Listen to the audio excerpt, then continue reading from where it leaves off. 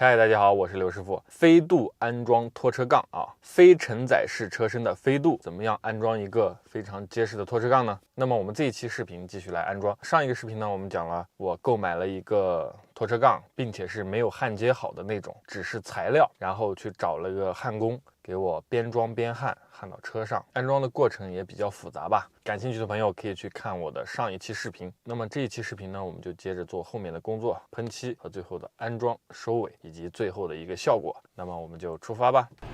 OK， 我们现在来到了一个喷漆店，现在准备喷漆。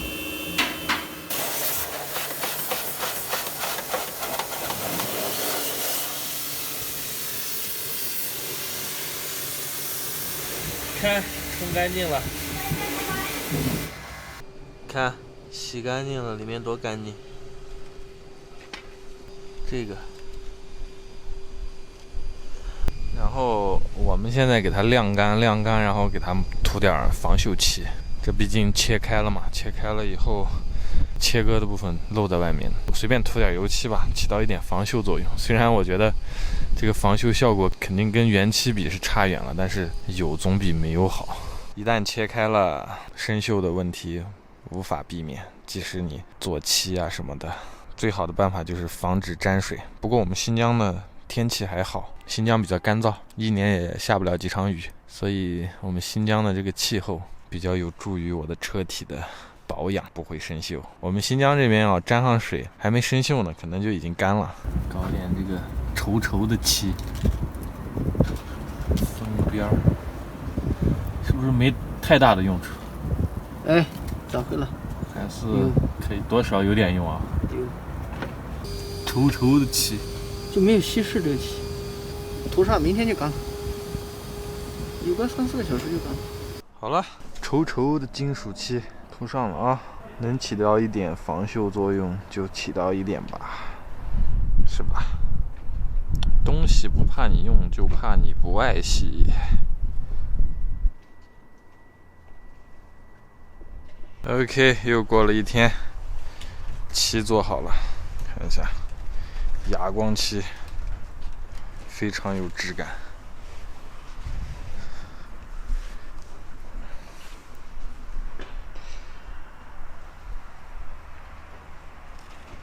漂亮。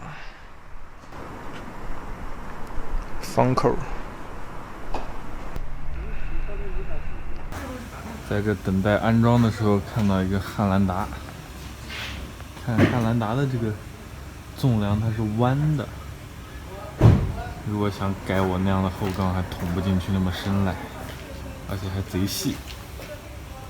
哎，没有我那个宽，空间没有我那个纵梁大，我的那个可以捅进去，它的这个不好捅。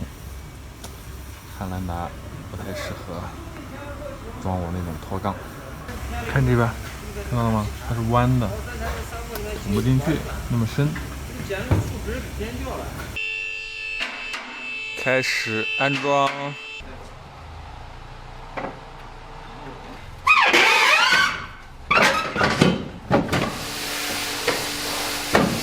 好了。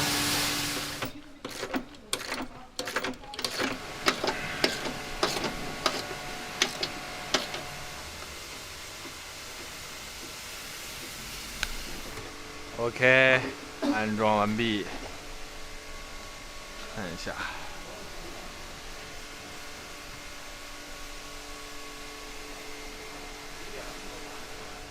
好了，我现在已经开到楼下了，看一下。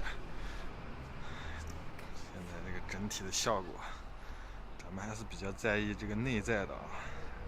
看不见的地方，我们把这个工艺啊也做得细致一点，是不是？这样的话心里舒服。哎，看看你这细节。飞度拖车杠。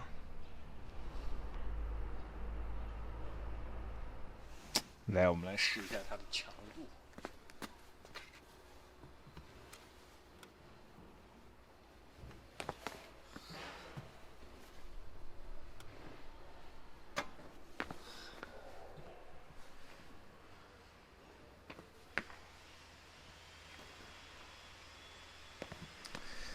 我的这个后杠拿到房子里，今天早上洗澡的时候，给它顺便刷一下，现在锃光瓦亮，锃光瓦亮。现在拿出去给它装上。我们现在准备装这个后杠啊，我们来看一下对比。好，我们来对比一下，这是原车的后防撞钢梁，我手掂的话也就是个1公斤或者1.5公斤最多了，铁皮。我们后装的这个呢，我装之前称了一下，这一套有22公斤，可能切了一点啊，或者在安装过程中割掉一些，它至少有20公斤啊，无形之中给车身增加了20公斤的重量。大家都知道日系车省油啊，日系车省油的秘诀在于什么呢？就在于这个车身轻嘛。但是我装上了这个的话，可能会费点油。还有一点就是装上这个可以防撞嘛，我觉得确实可以增加一定的防撞性能，但是我觉得只限于小的碰撞。小的碰撞的话，我觉得我的车受损会很轻。如果是大的碰撞，这种防撞钢梁虽然说它软，其实它是有一定的溃缩的那种结构，就它能吸能溃缩，然后就只会撞烂这一片。如果是我这个防撞钢梁受到的撞击比较严重的话，大家想想伤的是哪里？肯定伤的是整个底盘，因为它没有办法去变形吸收这个力量。谁也不希望自己的车被追尾，好吧？也希望不要被追尾。OK， 我们现在开始装这个后杠，拿把笔，拿个尺子，胶带抽掉。先比划一下，但是可以看一下啊，它这个杠肯定是要切一点尾杠的。我们现在用笔标记一下，用笔画一下。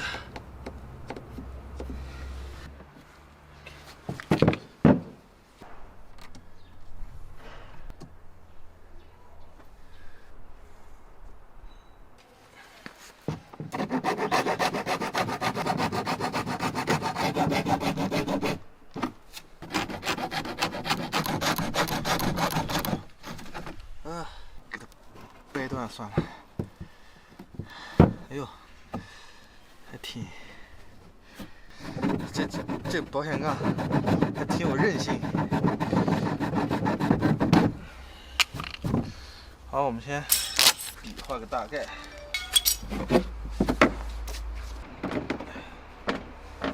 看，顶到头了，切的还远远不够。上面还有这么多，至少再切个3公分、4公分的样子。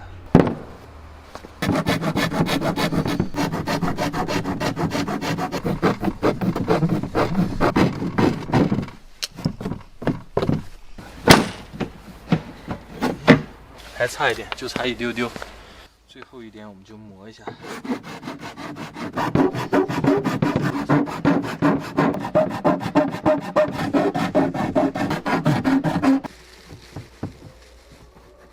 怎么样？我开的这个孔还不错吧？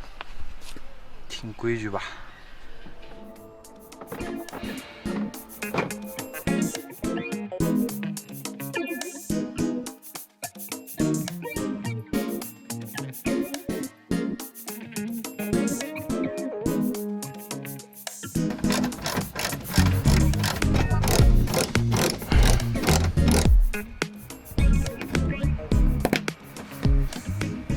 现在把这个胶条塞进去。OK， 终于装完了，看一下效果。这是裸露出来的部分。